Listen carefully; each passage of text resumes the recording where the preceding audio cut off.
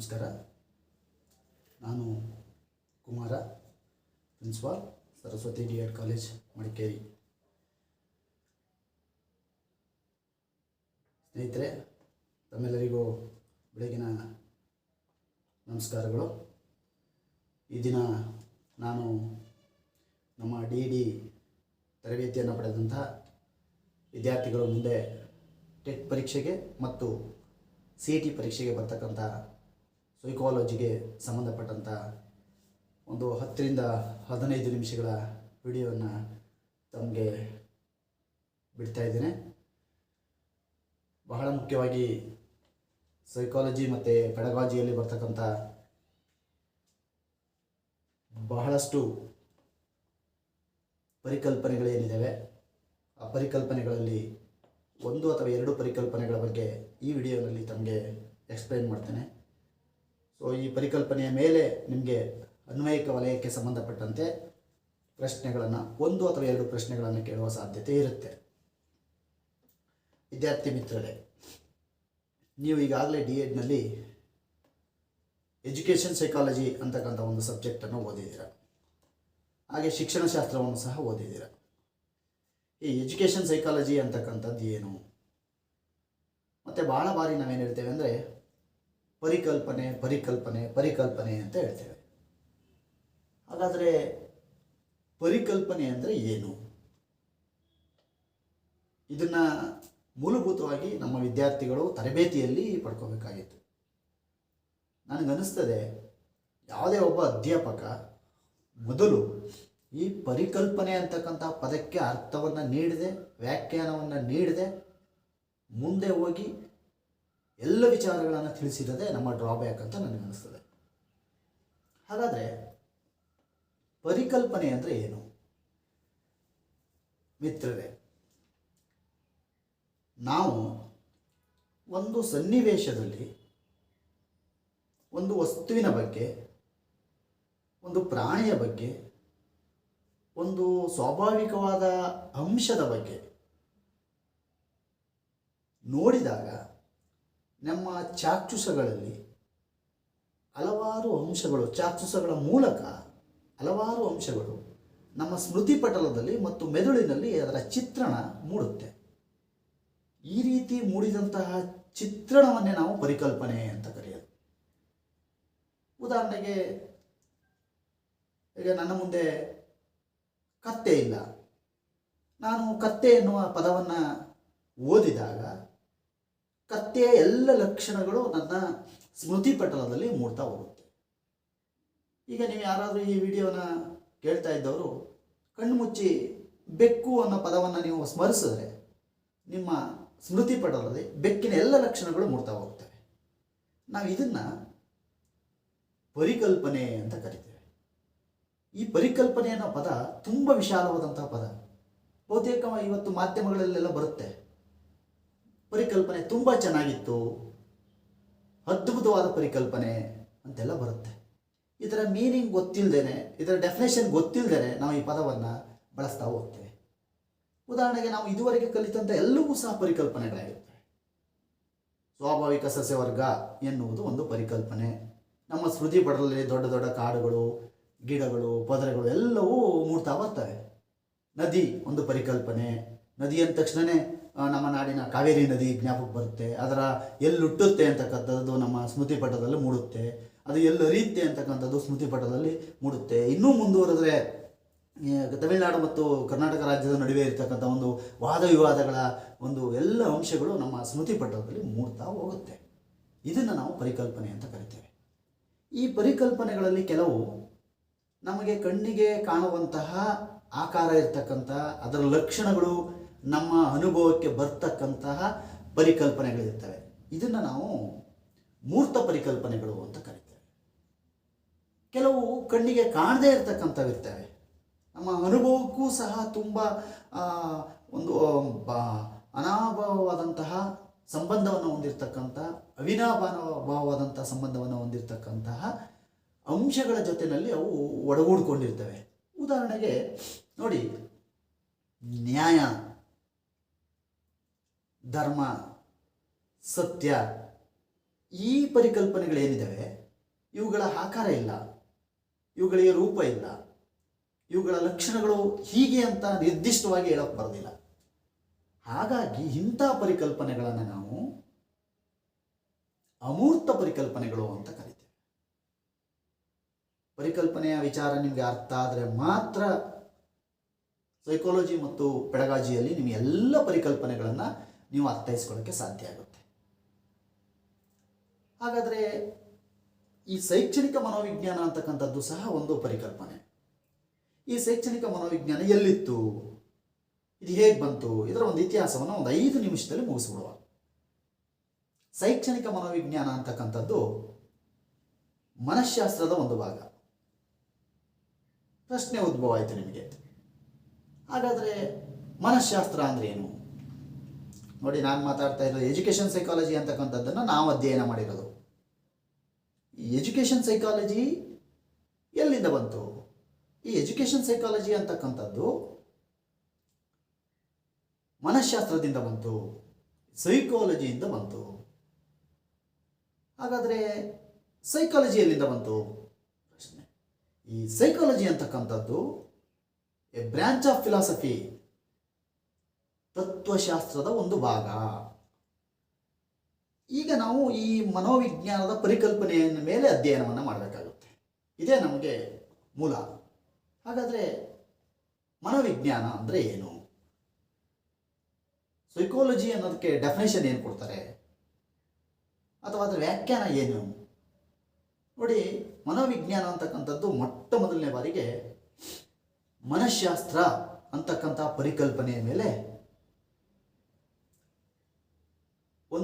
ಒಬ್ಬ ವ್ಯಕ್ತಿಯ ಮನಸ್ಸನ್ನು ಕುರಿತು ಅಧ್ಯಯನ ಮಾಡ್ತಕ್ಕಂಥದ್ದು ಅನ್ನೋ ಒಂದು ವ್ಯಾಖ್ಯಾನ, ಸಾಮಾನ್ಯವಾದಂಥ ವ್ಯಾಖ್ಯಾನ ಇತ್ತು. ಮೂಲಭೂತವಾಗಿ ತತ್ವಜ್ಞಾನಿಗಳು, ನಮ್ಮ ಹಿಂದಿನ ತತ್ವಜ್ಞಾನಿಗಳು, ಏನು ಮಹಾನುಭಾವರುಗಳು, ವಿಜ್ಞಾನಿಗಳು, ಜ್ಞಾನವಂತರು, ಅವರೆಲ್ಲ ಏನು ಹೇಳಿದರು ಅಂದರೆ, ತುಂಬ ಹಿಂದೆ ಹೋದರು, ಮತ್ತೆ ಧರ್ಮಕ್ಕೆ ಹೋದರು, ದರ್ಶನ ಮಾಡಿಸಿದ್ರು. ಧರ್ಮದ ದರ್ಶನವನ್ನು ಅಂದರೆ ಅದರ ದರ್ಶನ ಅಂದರೆ ಸತ್ಯವನ್ನು ನೋಡೋದು ಅಂತೇಳಿ ಅಷ್ಟೇ. ಫಿಲಾಸಫಿಯ ವಿಚಾರ ಬಂದಾಗ ಆ ಫಿಲಾಸಫಿಯಲ್ಲಿರ್ತಕ್ಕಂಥವ್ರು ಏನು ಹೇಳಿದ್ರು, ಈ ಮನಃಶಾಸ್ತ್ರ ಅಥವಾ ಸೈಕಾಲಜಿ ಅಂತಕ್ಕಂಥದ್ದು ಏನಿದೆ, ಇದು ಮನುಷ್ಯನ ಆತ್ಮವನ್ನು ಕುರಿತು ಅಧ್ಯಯನ ಮಾಡ್ತಕ್ಕಂಥ ಶಾಸ್ತ್ರ. ಅದನ್ನು ಬಿಡಿಸಿದ್ರು. Psychology, psycho plus logos, psychology ಅಂದರೆ ಆತ್ಮ, ಸೋಲ್, SOUL, ಸೋಲ್, ಆತ್ಮವನ್ನು ಕುರಿತು ಅಧ್ಯಯನ ಮಾಡುವ ಶಾಸ್ತ್ರವೇ ಮನಃಶಾಸ್ತ್ರ ಅಂತ ಒಂದು ಡೆಫಿನೇಷನ್, ಫಸ್ಟ್ ಡೆಫಿನೇಷನ್ ಕೊಟ್ಟಿದ್ರು. ಇದನ್ನು ನಾವು ಮೂಲಭೂತವಾದ ವ್ಯಾಖ್ಯಾನ ಅಂತ ಕರಿತೇವೆ. ಹಾಗೆ ಮುಂದುವರೆದಂತೆ ಅಧ್ಯಯನ ಹೆಚ್ಚಾದಂತೆ ಅದರ ಪರಿಕರಗಳು ಮತ್ತು ಅದರ ಪ್ರಯೋಜನಗಳು, ಅದರ ಉಪಯೋಗಗಳು ಹೆಚ್ಚಾದಂತೆ, ಪರಿಚಯ ಜಾಸ್ತಿ ಆದಂತೆ ಎಲ್ಲೋ ಒಂದು ಕಡೆ ನಮಗೆ ಇದೊಂದು ಸಂಕುಚಿತವಾದಂತಹ ವ್ಯಾಖ್ಯಾನ, ಮತ್ತು ಇದು ಬಹಳ ತುಂಬ ಒಂದೇ ಕಡೆ ನಿಲ್ಲುವಂಥ ವ್ಯಾಖ್ಯಾನ ಅನ್ನೋ ಅರ್ಥವನ್ನು ಅಧ್ಯಯನ ಮಾಡಿದ್ರು. ಉದಾಹರಣೆಗೆ ಆತ್ಮ, ಈ ಆತ್ಮ ಎಲ್ಲಿದೆ? ಬಹುತೇಕ ನಾವೆಲ್ಲ ಅಂದ್ಬಿಡೋದು, ನಾನು ಆತ್ಮಪೂರ್ವಕವಾಗಿ ಮಾತಾಡ್ತೇನೆ ಅಂತ ನಾವು ಎದೆಯನ್ನು ಮುಟ್ಕೊಂಡು ಹೇಳ್ತೇವೆ. ಆದರೆ ವಿಜ್ಞಾನ ಏನು ಹೇಳುತ್ತೆ? ಎದೆಯನ್ನು ನೋಡಿದಾಗ, ಪ್ರಯೋಗಕ್ಕೆ ಒಳಪಡಿಸಿದಾಗ ಅಲ್ಲಿ ಹೃದಯ ಇದೆ, ಎಡ ಹೃತ್ಕುಕ್ಷಿ, ಬಲ ಹೃತ್ಕುಕ್ಷಿ, ಎಡ ಹೃತ್ಕರ್ಣ, ಬಲ ಹೃತ್ಕರ್ಣ ಅಂತಕ್ಕಂಥ ಪ್ರಯೋಗಾತ್ಮಕವಾದಂತಹ ಒಂದು ವಿಚಾರವನ್ನು ಮುಂದಿರುತ್ತೆ. ಹಾಗಾದರೆ ಆತ್ಮ ಎಲ್ಲಿದೆ? ಹಾಗಾದರೆ ಪ್ರತಿ ಜೀವಿಯಲ್ಲೂ ಆತ್ಮ ಇರುತ್ತಾ? ಇಂಥ ಎಲ್ಲ ಪ್ರಶ್ನೆಗಳು ಮೂಡಿಬಂತು. ಈ ಪರಿಕಲ್ಪನೆ, ಆತ್ಮ ಎನ್ನುವಂತಹ ಪರಿಕಲ್ಪನೆಯ ವ್ಯಾಖ್ಯಾನ ಏನಿದೆ, ಅದು ತನ್ನ ಅಸ್ತಿತ್ವವನ್ನು ಕಳ್ಕೊತ. ಮುಂದೆ ಬಂದಂತಹ ಅಧ್ಯಯನಕಾರರು, ಮನೋವಿಜ್ಞಾನಿಗಳು, ಇಲ್ಲ ಮನೋವಿಜ್ಞಾನ ಅಂತಕ್ಕಂಥದ್ದು ಆತ್ಮವನ್ನು ಕುರಿತು ಅಧ್ಯಯನ ಮಾಡ್ತಕ್ಕಂಥದ್ದಲ್ಲ, ಆತ್ಮ ಅಧ್ಯಯನಕ್ಕೆ ನಿಲುಕದಂಥ ವಿಚಾರ, ಅದೊಂದು ಎಟುಕದ ವಿಚಾರ. ಹಾಗಾಗಿ ಮನೋವಿಜ್ಞಾನ ಅಂತಕ್ಕಂಥದ್ದು ಮನಸ್ಸನ್ನು ಕುರಿತು ಅಧ್ಯಯನ ಮಾಡ್ತಕ್ಕಂಥ ಶಾಸ್ತ್ರ ಅಂತ ಬಂತು. ಮತ್ತೆ ಅಧ್ಯಯನಗಳು, ಅದರ ಒಂದು ವಿಶ್ಲೇಷಣೆಗಳು, ವಿಮರ್ಶೆಗಳು, ಪ್ರಯೋಗಗಳು ಒಳಪಟ್ಟಂತೆ ಒಳಪಟ್ಟಂತೆ ಒಳಪಟ್ಟಂತೆ ಮನಸ್ಸಿನ ವಿಚಾರ ಬಂತು. ಈ ಮನಸ್ಸು ಎಲ್ಲಿದೆ ನೋಡಿ, ಇದನ್ನು ಇಂಗ್ಲೀಷಲ್ಲಿ ಮೈಂಡ್ ಅಂತ ಕರಿತೇವೆ. ಈ ಮೈಂಡ್ ಅಂದರೆ ಮೆದುಳು ಅನ್ನುವಂಥ ಅರ್ಥವನ್ನು ಕೊಡುತ್ತೆ. ಆದರೆ ನಾವು ಹೇಳ್ತೇವೆ, ನಾವು ಮನಸಾರೆ ಅದನ್ನು ಒಪ್ಪಿಕೊಳ್ಳುತ್ತೇನೆ, ಮನಸಾರೆ ಪ್ರೀತಿಸುತ್ತೇನೆ, ಮನಸಾರೆ ಹೇಳುತ್ತೇನೆ, ನೋಡಿ ಇದೆಲ್ಲ ಬರುತ್ತೆ. ಹಾಗಾಗಿ ಈ ಮನಸ್ಸು ಅಂತಕ್ಕಂಥದ್ದು ಎಲ್ಲಿದೆ? ಮತ್ತು ಈ ಮನಸ್ಸು ತುಂಬ ಚಂಚಲವಾದದ್ದು, ಮನಸ್ಸಿನ ವೇಗ ಗೊತ್ತಿಲ್ಲ ನಮಗೆ. ನೋಡಿ, it is A very very important points. ಮಾನವ ವಿದ್ಯುತ್ ಹರಿಯುವ ವೇಗವನ್ನು ಕಂಡುಹಿಡಿದಾನೆ, ಬೆಳಕಿನ ವೇಗವನ್ನು ಕಂಡುಹಿಡಿದಾನೆ, ಪ್ರತಿಯೊಂದರ ವೇಗವನ್ನು ಕಂಡಿದೆ. ಆದರೆ ಮನಸ್ಸು ಕಿಲೋಮೀಟರ್ಗೆ ಎಷ್ಟು ವೇಗದಲ್ಲಿ ಚಲಿಸ್ತದೆ ಅನ್ನೋದನ್ನು ಇದುವರೆಗೂ ಸಹ ಕಂಡುಹಿಡಿಯೋಕ್ಕಾಗಿಲ್ಲ. ಹಾಗಾಗಿ ಈ ರೀತಿಯ ತುಂಬ ಸಂಕೀರ್ಣವಾದಂತಹ ವಿಚಾರಗಳು ಬಂದಾಗ ಅದು ತನ್ನ ಅಸ್ತಿತ್ವವನ್ನು ಕಳ್ಕೊಂಡು, ಈಗಾಗಲೇ ಆತ್ಮವನ್ನು ಕಳ್ಕೊಂಡಿತ್ತು ಮನೋವಿಜ್ಞಾನ, ಎರಡನೇ ಬಾರಿಗೆ ಮನಸ್ಸನ್ನು ಸಹ ಕಳ್ಕೊಳ್ತು. ಇದು ಸಹ ತನ್ನ ವ್ಯಾಲ್ಯೂ ಅಥವಾ ತನ್ನ ಮೌಲ್ಯವನ್ನು ಕಳ್ಕೊಂಡು ವ್ಯಾಖ್ಯಾನ ಒಂದು ವಿಫಲತೆಯ ವ್ಯಾಖ್ಯಾನವಾಗಿ ಪರಿಣಮಿಸ್ತವೆ. ಮುಂದೆ ಬಂದವರು ಹೇಳಿದ್ರು, ಇಲ್ಲ ಇಲ್ಲ, ಇದು ಪ್ರಜ್ಞೆಯನ್ನು ಕುರಿತು ಅಧ್ಯಯನ ಮಾಡ್ತಕ್ಕಂಥ ಶಾಸ್ತ್ರ. ನೋಡಿ, ಇದರ ಮೇಲೆ ನಾನು ಯಾಕೆ ಈ ವಿಚಾರವನ್ನೆಲ್ಲ ಮಾತನಾಡ್ತಾ ಇದ್ದೇನೆ ಅಂದರೆ, ನಿಮಗೆ ಮಲ್ಟಿಪಲ್ ಚಾಯ್ಸ್ ಕ್ವಶನ್ ಕೇಳುವಾಗ ಈ 4 ವ್ಯಾಖ್ಯಾನಗಳನ್ನು ಸೇರಿಸಿ ಮತ್ತೊಂದು ಪ್ರಶ್ನೆಯನ್ನು ಕೇಳ್ಬೋದು. ಆ ಕಾರಣಕ್ಕೋಸ್ಕರ ಈ 4 ಪರಿಕಲ್ಪನೆಗಳು, 4 ವ್ಯಾಖ್ಯಾನಗಳನ್ನು ನೀವು ತಿಳ್ಕೊಂಡಿದ್ರೆ ಅದರಲ್ಲಿ ಸರಿಯಾದಂಥ ಉತ್ತರವನ್ನು ಬರೆಯೋಕ್ಕೆ ಸಾಧ್ಯ ಆಗೋದು. ಪ್ರಜ್ಞೆಯನ್ನು ಕುರಿತು ಅಧ್ಯಯನ ಮಾಡ್ತಕ್ಕಂಥ ಶಾಸ್ತ್ರ ಎನ್ನುವಂಥ ಒಂದು ನಿಲುವಿಗೆ ಕೆಲವು ಮನೋವಿಜ್ಞಾನಿಗಳು ಬಂದರು. ಈ ಪ್ರಜ್ಞೆ ಅನ್ನೋದನ್ನು ಕಾನ್ಸಿಯಸ್ ಅಂತಕ್ಕಂಥ ಒಂದು ಪದದಲ್ಲಿ ಬಳಸ್ತಾ ಹೋದರು. ಏನು ಹಾಗಾದರೆ ಪ್ರಜ್ಞೆ? ಒಂದು ಜೀವಿಯ ಪ್ರಜ್ಞೆಯನ್ನು ಕುರಿತು ಅಧ್ಯಯನ ಮಾಡ್ತಕ್ಕಂಥ ಶಾಸ್ತ್ರ ಅಂತ ಹೇಳಿದರು. ಮತ್ತು ಈ ಪ್ರಜ್ಞೆಯಲ್ಲಿ 2 ವಿಧ ಇದೆ. ಒಂದು ಜಾಗೃತ ಪ್ರಜ್ಞೆ, ಇನ್ನೊಂದು ಅಜಾಗೃತ ಪ್ರಜ್ಞೆ ಅಂತೇಳಿ. ಜಾಗೃತ ಪ್ರಜ್ಞೆ ನೋಡಿ, ನಾವು ಎಲ್ಲ ಚಟುವಟಿಕೆಯಲ್ಲಿ ತೊಡಗಿದ್ದೇವೆ, ಹಾಗಾಗಿ ನಮಗೆ ಒಂದು ಜಾಗೃತವಾದ ಪ್ರಜ್ಞೆ ಇದೆ. ಅಜಾಗೃತ ಪ್ರಜ್ಞೆ ಇಲ್ಲದೆ ಇರತಕ್ಕಂಥದ್ದು. ಮಾನವ ನಿದ್ದೆ ಮಾಡ್ತಾನೆ, ಈ ಸಮಯದಲ್ಲಿ ಅವನು ಅರೆ ಪ್ರಜ್ಞೆನಲ್ಲಿರ್ತಾನೆ, ಪ್ರಜ್ಞೆ ಅಜಾಗೃತವಾಗಿರುತ್ತೆ. ಇದನ್ನು ಹೇಗೆ ಅಧ್ಯಯನ ಮಾಡೋದು?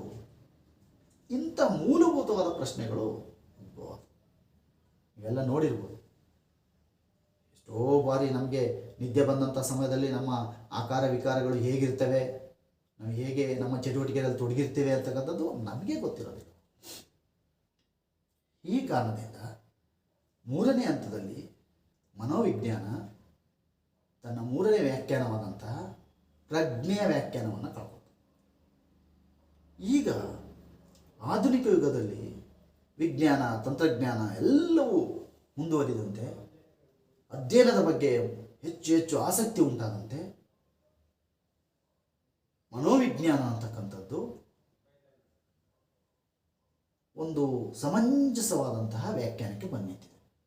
ಏನು ಹಾಗಾದರೆ ಇವತ್ತಿನ ಸ್ಥಿತಿಗೆ ಮನೋವಿಜ್ಞಾನ ಯಾವ ವ್ಯಾಖ್ಯಾನವನ್ನು ಪಡ್ಕೊಂಡಿದೆ ಅಂದರೆ, ಒಂದು ನಿರ್ದಿಷ್ಟ ಸನ್ನಿವೇಶದಲ್ಲಿ ನೋಡಿ, ನಾನು ಆಗಲೇ ಹೇಳಿದ್ದೀನಿ, ಪರಿಕಲ್ಪನೆಗಳನ್ನು ತುಂಬ ಹುಷಾರಾಗಿ, ಬಹಳ ಎಚ್ಚರಿಕೆಯಿಂದ, ಜಾಗರೂಕತೆಯಿಂದ ನೀವು ಗಮನಿಸಬೇಕು. ಒಂದು ನಿರ್ದಿಷ್ಟವಾದ ಸನ್ನಿವೇಶದಲ್ಲಿ ಯಾವುದೇ ಒಂದು ಜೀವಿಗೆ ನೋಡಿ, ನಿರ್ದಿಷ್ಟ ಸನ್ನಿವೇಶ, ಮತ್ತಿನ್ನು ಪ್ರಶ್ನೆ ಉದ್ಭವ ಆಗುತ್ತೆ ನಿಮಗೆ, ಸನ್ನಿವೇಶ ಅಂದರೆ ಏನು? ಮೊದಲು ಇದನ್ನು ವ್ಯಾಖ್ಯಾನ ಮಾಡ್ಕೊಳ್ಳಿ, ಆನಂತರ ನಾನು ಮುಂದಿನ ವಿಡಿಯೋದಲ್ಲಿ ಈ ಪರಿಕಲ್ಪನೆಯ ಬಗ್ಗೆ, ಸನ್ನಿವೇಶದ ಪರಿಕಲ್ಪನೆಯ ಬಗ್ಗೆ ನಿಮಗೆ ಮಾಹಿತಿಯನ್ನು ಕೊಡ್ತೇನೆ. ಒಂದು ನಿರ್ದಿಷ್ಟ ಸನ್ನಿವೇಶದಲ್ಲಿ ಯಾವುದೇ ಒಂದು ಜೀವಿಗೆ ಪ್ರಚೋದನೆಯನ್ನು ಕೊಟ್ಟಾಗ ನೋಡಿ, ಪ್ರಚೋದನೆ ಮತ್ತೆ ಬಂತು. ಪ್ರಚೋದನೆ ಅಂದರೆ ಏನು? ಮೂಲಭೂತವಾದ ಪ್ರಶ್ನೆ ಉದ್ಭವ ಆಯ್ತು ನಿಮ್ಮಲ್ಲಿ. ಒಂದು ನಿರ್ದಿಷ್ಟವಾದ ಸನ್ನಿವೇಶದಲ್ಲಿ ಯಾವುದೇ ಜೀವಿಗೆ ಪ್ರಚೋದನೆಯನ್ನು ಕೊಟ್ಟಾಗ ಅದು ಪ್ರತಿಕ್ರಿಯೆಯನ್ನು ವ್ಯಕ್ತಪಡಿಸ್ತದೆ. ಈ ಸಮಯದಲ್ಲಿ ಜೀವಿಯ ವರ್ತನೆಯನ್ನು ಕುರಿತು ಅಧ್ಯಯನ ಮಾಡುವ ಶಾಸ್ತ್ರವೇ ಮನೋವಿಜ್ಞಾನ. ಜೀವಿಯ ವರ್ತನೆ, ಇದನ್ನು ನಾವು ಇತ್ತೀಚೆಗೆ ವರ್ತನಾವಾದ ಎಂದು ಕರೆದಿದ್ದೇವೆ. ವರ್ತನಾವಾದ ಎಂದು ಈಗ ಕರೆದಿದ್ದೇವೆ. ಹಾಗಾಗಿ ಮನೋವಿಜ್ಞಾನದ ವ್ಯಾಖ್ಯಾನ ವರ್ತನೆಗೆ ಬಂದು ನಿಂತಿದೆ. ಇದು ಮನೋವಿಜ್ಞಾನದ ವ್ಯಾಖ್ಯಾನಕ್ಕೆ ಸಮಂಜಸವಾದಂತಹ, ಪ್ರಸ್ತುತವಾದಂತಹ, ಪ್ರಯೋಗಾತ್ಮಕವಾಗಿ ಒಳಪಟ್ಟಿರುವಂತಹ ಒಂದು ವ್ಯಾಖ್ಯಾನ. ಸ್ವಲ್ಪ ಹಿಂದೆ ಹೋಗುವ. ಇಂತಹ ವ್ಯಾಖ್ಯಾನವನ್ನು ಪಡೆದುಕೊಂಡಂತಹ ಮನೋವಿಜ್ಞಾನ ಎಲ್ಲಿಂದ ಬಂತು ಮತ್ತು ಇದಕ್ಕೆ ಯಾವಾಗ ಮಹತ್ವ ಬಂತು ಕೇಳಿದ್ದ ಒಮ್ಮೆ. ಮನೋವಿಜ್ಞಾನ ಯಾವ ವಿಷಯದ ಒಂದು ಭಾಗ ಮತ್ತು ಮನೋವಿಜ್ಞಾನಕ್ಕೆ ಮಹತ್ವ ಬಂದಂಥದ್ದು ಎಷ್ಟನೇ ಇಸ್ವಿಯಲ್ಲಿ ಅಥವಾ ಯಾವ ಕಾಲದಲ್ಲಿ ಅಂತಕ್ಕಂಥ ಪ್ರಶ್ನೆ. ಭಾಳ ಸರಳವಾದಂಥ ಪ್ರಶ್ನೆ ಇದು, ಆದರೆ ತುಂಬ ಗೊಂದಲವನ್ನು ಉಂಟು ಮಾಡ್ತಕ್ಕಂಥ ಪ್ರಶ್ನೆ. ಮನೋವಿಜ್ಞಾನದ ತಾಯಿ ತತ್ವಶಾಸ್ತ್ರ. ನೋಡಿ, ಸಾಕ್ರೆಟಿಸ್, ಪ್ಲೇಟೋ, ಅರಿಸ್ಟಾಟಲ್, ಈ ಎಲ್ಲ ಗ್ರೀಕ್ ದೇಶದ ತತ್ವಜ್ಞಾನಿಗಳು ಏನಿದ್ದಾರೆ ಇವರೆಲ್ಲ ಮನೋವಿಜ್ಞಾನಿಗಳೇ ಆಗಿದ್ದರು. ಅಂದರೆ ಯಾವ ಒಬ್ಬ ತತ್ವಜ್ಞಾನಿ ತನ್ನ ತಾತ್ವಿಕ ಚಿಂತನೆಗಳನ್ನು ಅಧ್ಯಯನ ಮಾಡ್ತಾನೆ, ಅವನು ಒಂದು ನಿರ್ದಿಷ್ಟ ಸನ್ನಿವೇಶದಲ್ಲಿ ಜೀವಿಯ ವರ್ತನೆಯನ್ನು ಅಧ್ಯಯನ ಮಾಡಿ ಮನೋವಿಜ್ಞಾನವನ್ನು ಕರಗತ ಮಾಡ್ಕೊಂಡಿರ್ತಾನೆ. ಹಾಗಾಗಿ ಮನೋವಿಜ್ಞಾನ ಅಂತಕ್ಕಂಥದ್ದು ತತ್ವಶಾಸ್ತ್ರದ ಒಂದು ಭಾಗ ಆಗಿತ್ತು. ಇದನ್ನು ಅಧ್ಯಯನ ಮಾಡುವಂತಹ ಜನರ ಸಂಖ್ಯೆ ಹೆಚ್ಚಾದಂತೆ, ಇದರ ಮಹತ್ವ ಹೆಚ್ಚಾದಂತೆ, ತತ್ವಶಾಸ್ತ್ರದಿಂದ ಒಡೆದು ಬಂದಂತಹ ಒಂದು ತುಣುಕು, ಆ ಬ್ರ್ಯಾಂಚನ್ನೇ ನಾವು, ಈ ಒಂದು ಭಾಗವನ್ನೇ ನಾವು ಮನೋವಿಜ್ಞಾನ ಅಂತ ಕರೆದು. ಮನೋವಿಜ್ಞಾನ ಪುರಾತನ ಕಾಲದಲ್ಲಿ ಅಷ್ಟೊಂದು ಮಹತ್ವವನ್ನು ಪಡ್ಕೊಂಡಿರಲಿಲ್ಲ. ಯಾವಾಗ ಇದಕ್ಕೆ ಮಹತ್ವ ಬರುತ್ತೆ? ಇದಕ್ಕೆ ಮಹತ್ವ ಬರ್ತಕ್ಕಂಥದ್ದು ಯಾವಾಗ ಅಂದರೆ, ಎರಡನೇ ಪ್ರಪಂಚಿಕ ಯುದ್ಧ ಏನು ನಡೀತು, ಎರಡನೇ ಮಹಾಯುದ್ಧ ಏನು ನಡೀತು, ಆ ಸಮಯದಲ್ಲಿ ಮನೋವಿಜ್ಞಾನಕ್ಕೆ ಅತ್ಯಂತ ಪ್ರಮುಖವಾದಂತಹ ಮಹತ್ವ ಬರುತ್ತೆ.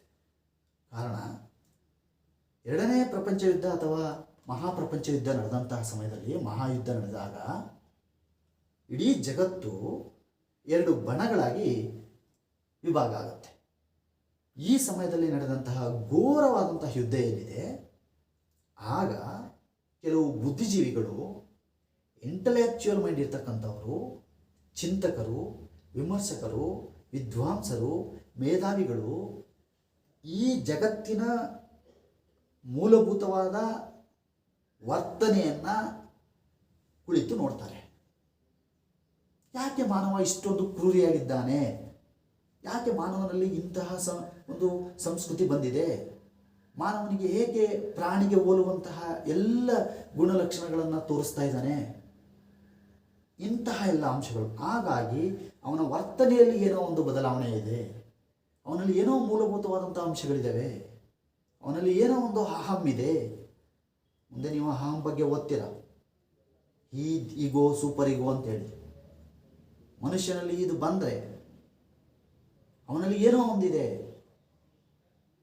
ಈ ಅಹಂ ಬಂದ ಏನಾಗುತ್ತೆ, ಮತ್ತು ಅವನಿಗೆ ಟೆನ್ಷನ್, ಒತ್ತಡ ಬರುತ್ತೆ. ಯಾಕೆ ಒತ್ತಡ ಅಂದರೆ ಏನು?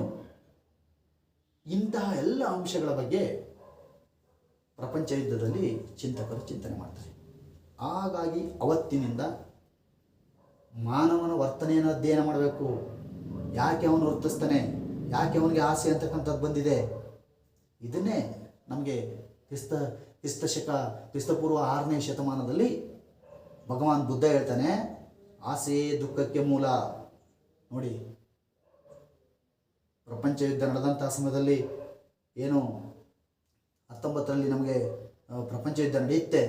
ಆ ಸಮಯದಲ್ಲಿ ನಮಗೆ ಎರಡನೇ ಪ್ರಪಂಚ ಯುದ್ಧ ನಡೆದಂತಹ ಸಮಯದಲ್ಲಿ 1939ರಲ್ಲಿ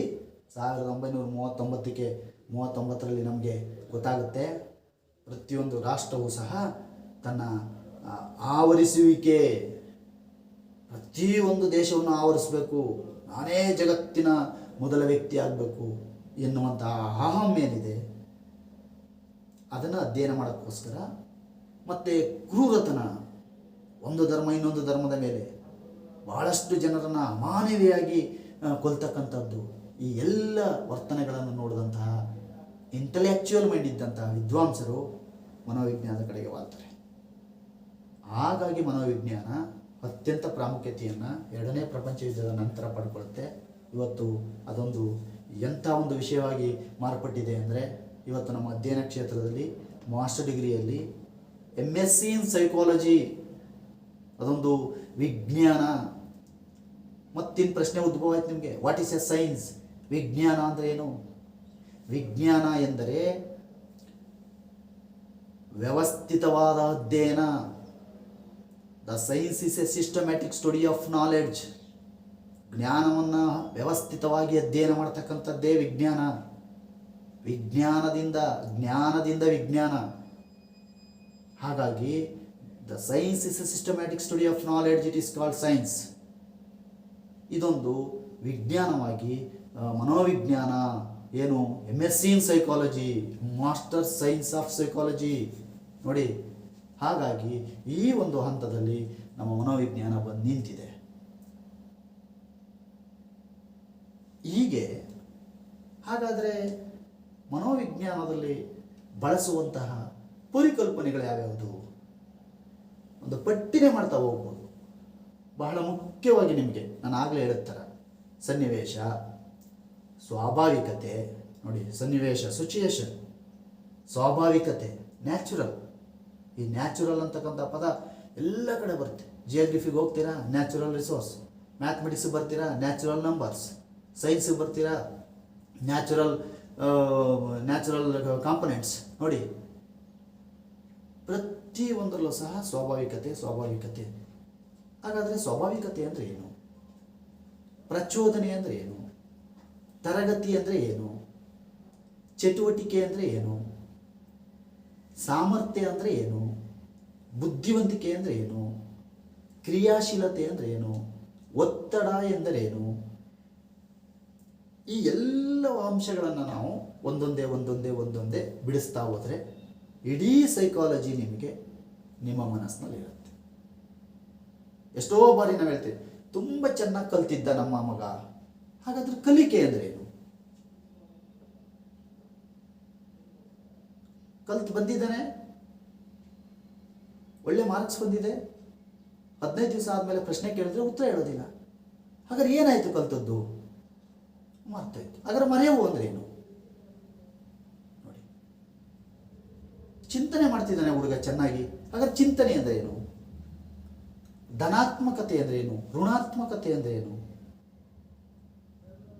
ಕಲ್ತದ್ದನ್ನು ಉಳಿಸ್ಕೊಳ್ಳೋದು ಹೇಗೆ? ಸಂಗ್ರಹಣೆ ಅಂದರೆ ಏನು? ಧಾರಣೆ ಅಂದರೆ ಏನು? ನೋಂದಾಯಿಸ್ತಾ ಇದ್ದೀವಿ, ಏನು ಧಾರಣೆ ಮಾಡಬೇಕು ನಾವು. ಹೀಗೆ 100 ಪರಿಕಲ್ಪನೆಗಳು ನಿಮಗೆ ಬೇಕಾಗುತ್ತೆ. ಮುಂದಿನ ವಿಡಿಯೋನಲ್ಲಿ ನಾನು ಈ ಒಂದು ಪ್ರತಿಯೊಂದು ಪರಿಕಲ್ಪನೆಯ ಬಗ್ಗೆ, ಪರಿಪಕ್ವತೆ ಆಗಿರ್ಬೋದು, ಕಲಿಕೆ ಆಗಿರ್ಬೋದು, ಕಲಿವಿನ ಫಲ ಆಗಿರ್ಬೋದು, ಪಾಠ ಯೋಜನೆ ಆಗಿರ್ಬೋದು, ಕ್ರಿಯಾ ಸಂಶೋಧನೆ ಆಗಿರ್ಬೋದು, ಅಥವಾ ಸಂಶೋಧನೆ ಆಗಿರ್ಬೋದು, ಅನ್ವಯಿಕ ಶಾಸ್ತ್ರ ಆಗಿರ್ಬೋದು, ಇಂಥ ಎಲ್ಲ ಪರಿಕಲ್ಪನೆಯ ಬಗ್ಗೆ ನಿಮಗೆ ವ್ಯಾಖ್ಯಾನಗಳನ್ನು ನೀಡುವುದರ ಮೂಲಕ ನಾನು ಮುಂದಿನ ವಿಡಿಯೋನಲ್ಲಿ ಬರ್ತೇನೆ. ಇದುವರೆಗೂ ಸ್ನೇಹಿತರು ತಾವೆಲ್ಲ ನನ್ನ ವಿಡಿಯೋವನ್ನು ವೀಕ್ಷಣೆ ಮಾಡಿದ್ದಕ್ಕೆ ಧನ್ಯವಾದಗಳು.